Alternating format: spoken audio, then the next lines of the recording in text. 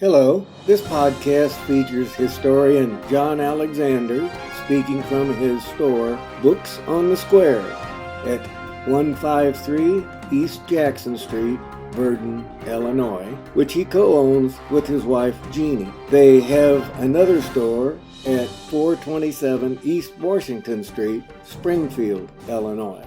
Alexander tells the story of the 1898 battle at Virden and the connection to Mother Jones.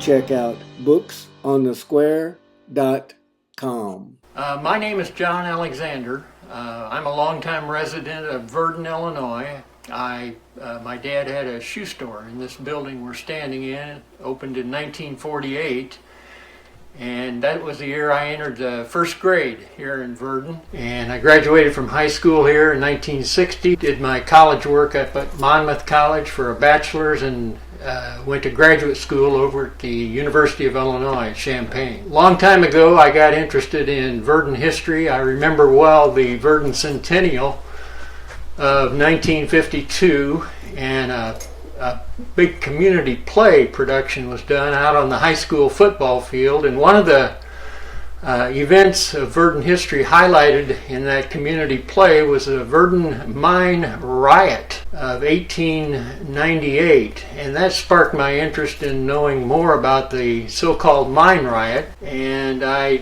spent a lifetime learning about it, reading about it, and I've accumulated all kinds of information, and I'm glad to share some of that with you folks here today. I will say at the get-go, Mother Jones is of great interest.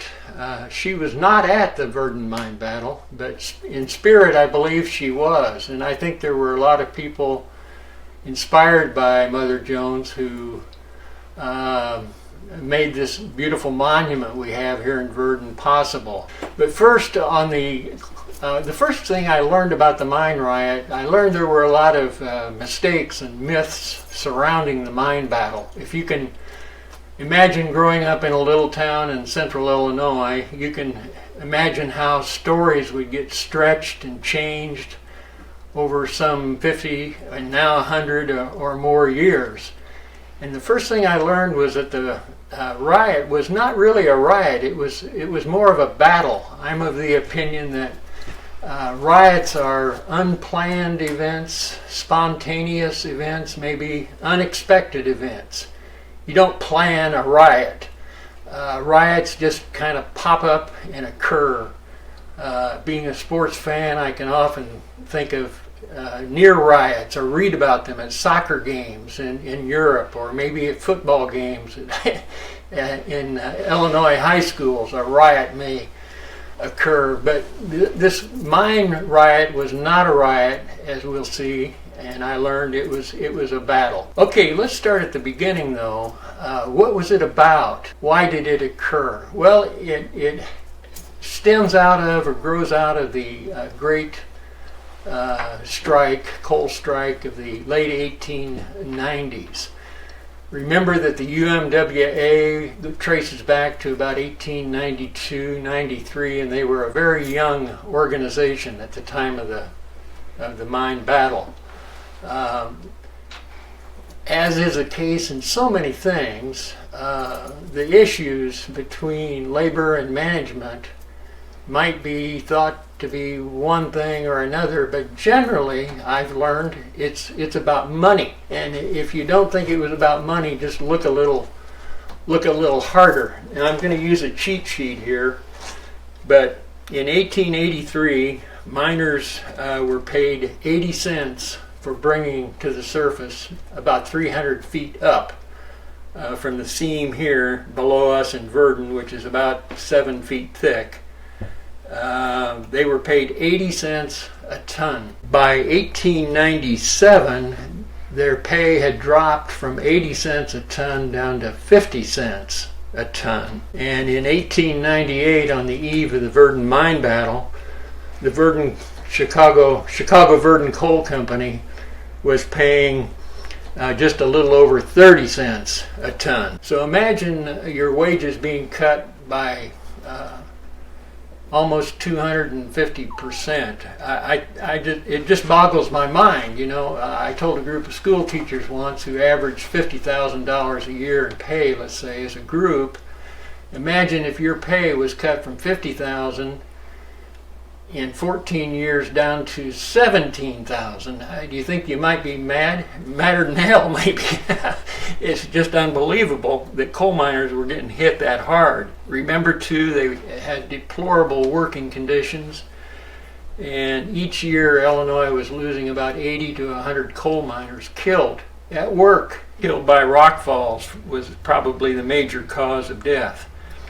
So by 1897, the UMWA, a new union on the national scene, took it upon themselves to try to get the miners' pay bumped back up, if not to 80 cents, at least to maybe 50 cents, which they asked for, as well as an 8-hour day.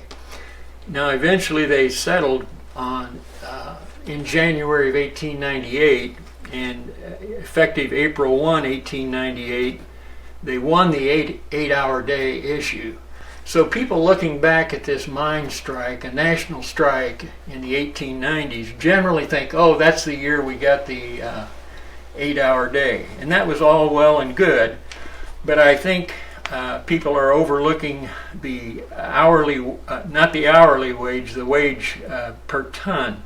In 1898, at the time of this great coal strike, there were 800 coal mines in Illinois. So in a county like Macoupin County, our average, countywide average in Illinois would be about 8 mines per county.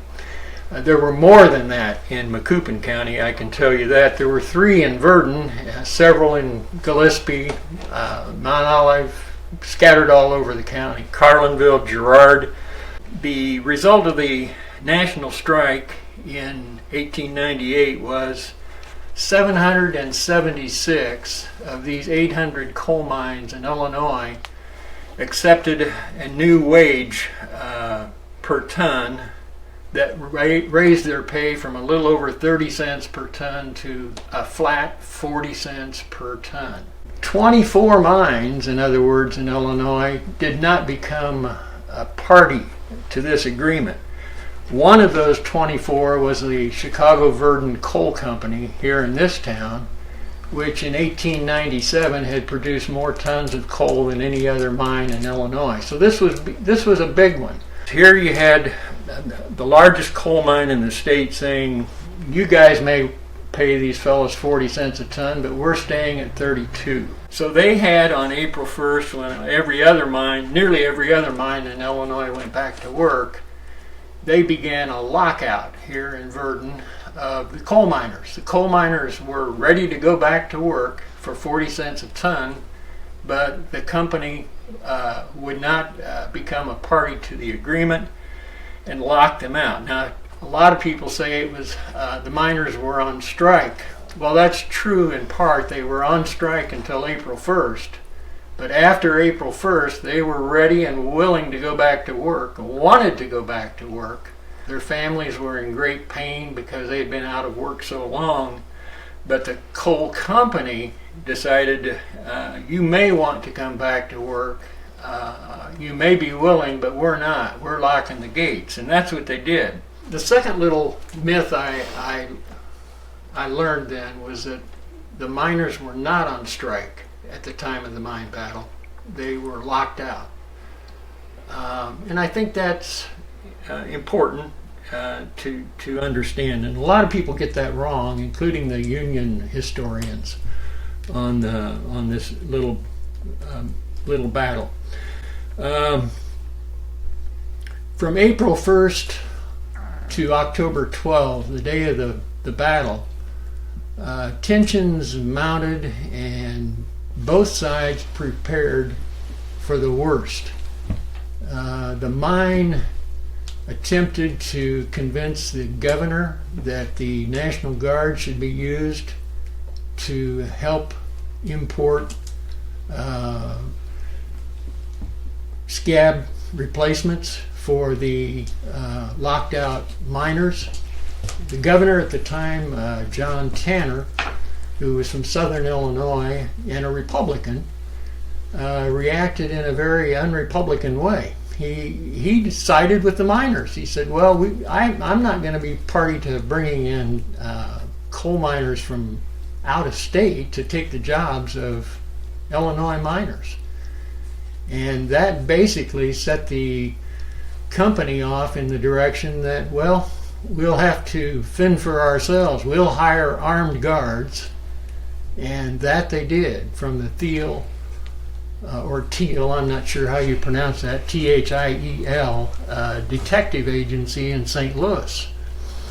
So the manager of the coal mine, a fellow by the name of Lukens, who's kind of the villain in the story for me, set out to hire armed guards and cops and soldiers returning from the war in Cuba.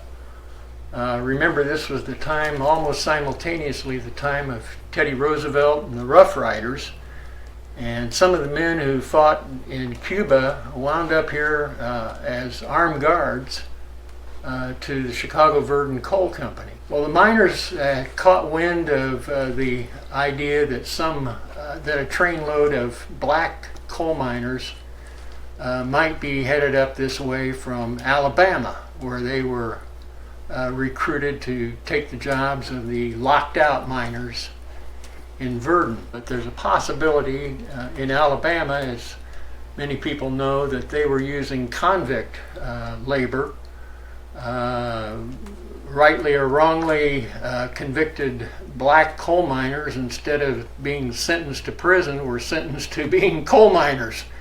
And used for profit by the state of Alabama and perhaps other states as well. And I think really these guys had to be duped into believing that, no problem, come on up to Virden, nice little community in central Illinois. You'll be greeted by the coal company and you'll make a little more than you're making in Alabama now. But they offered them, interestingly enough, less than they did the last pay for the Virden miners, which was about 33 cents a ton. They offered the scabs 29 cents a ton to come up here into a heated situation about which they knew very, very little. Local unions in the area were allies of the Virden miners from the beginning, and men came from miles around, from every town probably in 30 miles, sent men over here. Eventually the miners built up a small army of men, of about 2,000 men, and most of them, as you can imagine, were armed, and many of them with just their own shotguns. So on the one side we have a company that's building a stockade around the mine with towers for snipers. And on the other side, we have 2,000 mostly armed miners armed with shotguns. And they are literally facing off. The mine on one side of the railroad track in the north end of Virden, and a big field on the opposite side of the track filled with different camps of the local Union men, armed and drilling and ready to fight for their jobs and fight for their brothers. The out-of-towners had basically gone back to work, but they were willing to come and support their Union brothers in Virden. As the date came closer, the miners developed some contacts along this route to let them know when this train might arrive. And it's believed that as this train came through St. Louis on the way up to Virden on what I still call the old Chicago and Alton route, that word was spread by telegraph that the mine and the scab replacement workers were on their way. I've heard stories from many old timers that when that train of 6 cars carrying about 150 scabs and unfortunately their wives and in some cases their kids approached Virden, the guards on board pulled down the shutters there on the windows and told everybody to hit the deck. And that was because they knew that there was probably gunfire about to begin. And sure enough, as the train came into Virden from the south up through Brighton and Shipman and Carlinville and Girard, the men in town were, like we said, armed and prepared and waiting for action. As that train got to the middle of town, not too far from where we're standing here today, the firing began. And the first man killed was a detective, railroad detective, hired by the Chicago and Alton. Now, my thought is he was probably shot and killed because his job that day was to throw the switch and send the train off on a spur directly to the mine site that ran parallel to the main track. It would be pretty odd to think that somehow you would pick off the perfect man. No one knows who killed this gentleman, but he became the first casualty at the scene. The train pulled forward about a half mile and parked itself right across from the mine. And at that point, everything broke loose. The guards were firing at the miners in the field, and vice versa, the miners were firing back at the stockade. There were 12 men killed here at Virden. I should say killed or fatally wounded, who died maybe a day or 2 days later in some cases. But counting the railroad detective, there were 13 people killed here in a gunfight that lasted about 15 minutes. Now that's pretty serious business. If you think about Illinois history, a gunfight that kills 13 people, that surpassed the OK Corral among many other gunfights that we probably know more about. 8 of those men killed were miners, members of the UMWA. Oddly enough, no one from Virden was killed at the Virden mine battle. Pretty hard to believe, although there was a company storeman who was nearly beaten to death and left for dead across the street from us in the city park. But miraculously, he survived a few wounds and a terrible beating. Other 4 people killed were company guards hired just for an ugly event just like this. A Chicago cop, another man from Indianapolis, a couple others. You can imagine the chaos that must have been in Virden if 2,000 armed men on one side and 100 well-armed men on the other side with repeating rifles firing from protected positions. The havoc they could wreak in just a few minutes. The 8 miners killed were from Mount Olive, Sorrento, Edwardsville, Taylorville, Springfield, and Girard. I believe I have that right. The dead miners and the fatally wounded miners were taken to a home on the east side of Virden that became kind of an emergency hospital. It was located in the O'Neill House. When the governor caught wind of what had happened at Virden, he was urged to come down and bring the National Guard and support the company once again, and he refused once again. The Union invited him down, of course, to break up the fight and prevent an attempt to land scab workers here in Virden. The train, incidentally, the engineer of the train, a guy named Bert Kiger from Bloomington, Illinois, was also wounded and pulled the train forward and went up through beyond Springfield to almost and Lincoln and stopped in a little town, Atlanta, Illinois. That's how far he wanted to get away from this situation here. Kiger survived. The end result was The governor then sent a National Guard contingent down from Springfield, troops straight back from the war in Cuba. And they were under orders to disarm everybody in the community, close the taverns, and declare martial law. So they did all of those things. They disarmed the guards, the miners, and told the miners to leave the community. Okay, so after this 15 minutes, there were several men dead, several men dying, and many more wounded. At least another 30 to 50 men, according to accounts in all the newspapers that covered this, were wounded as well. Speaking of newspaper accounts, October 13th, 1898, the day after the mine battle, this was a headline story not only in Illinois but nationally.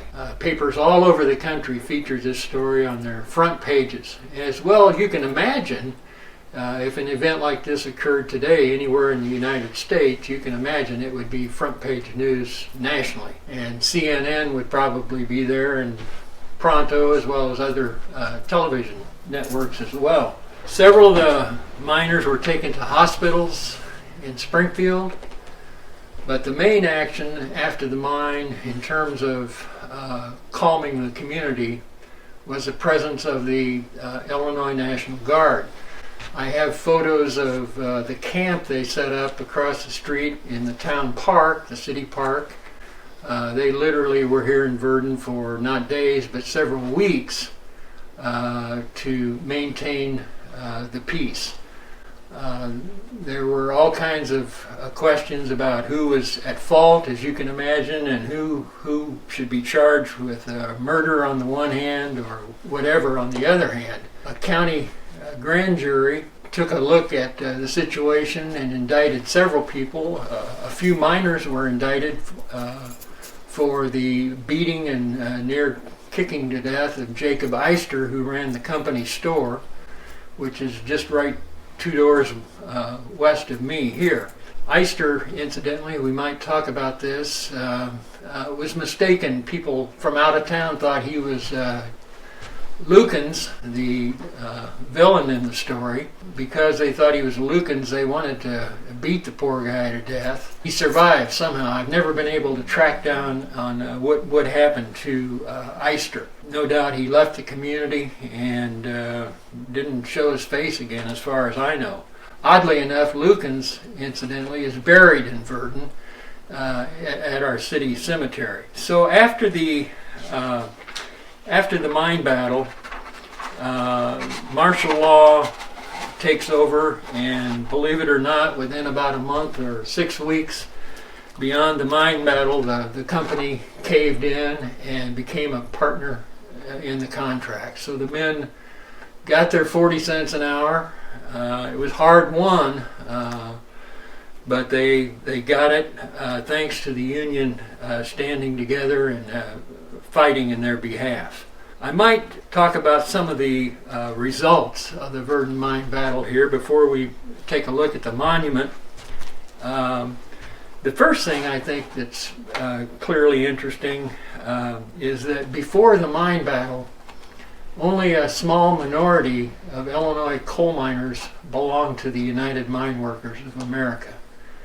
But after the mine battle, when miners in Illinois in those 800 mines we talked about saw the result, that the union stood together and fought and won. At that point, membership in the UMWA began to grow, where shortly after Virden, within a few years, the great majority of all miners in Illinois, not a minority, the majority belonged to the UMWA. They were quite proud of what they had accomplished here at Virden. I have a little badge that shows, includes the words "Victory at Virden" that the UMWA put out, and you can bet that there were a lot of Central Illinois miners who wore that very proudly. So the union's growth was one of the big end results. Another minor result was that October 12th, which is Columbus Day, if you remember, was tagged Virden Day in the local mines around here for many years, and it was a paid holiday for the UMWA membership. That day, incidentally, has kind of developed over the years now into, some would call it Miners' Day, and others might call it Mother Jones Day, because every October 12th, on a weekend close to October 12th, there's a Mother Jones dinner in Springfield and a ceremony at Mount Olive at the Miners' Cemetery. But that traces back to the Virden mine battle, that date. A third result of the Virden mine battle was the creation of a very historic cemetery here in Macoupin County at Mount Olive. The Miners' Cemetery directly traces to the Virden mine battle. Mount Olive had lost 4 miners here at the battle, and when those young men were buried at a private cemetery in Mount Olive, the board eventually rejected the idea of having buried them and didn't want the UMWA celebrating Miners' Day in a private cemetery, disinterred those men and left their bodies to the Union to bury at what became the Union Miners' Cemetery, created specifically to bury these 4 men killed at Virden.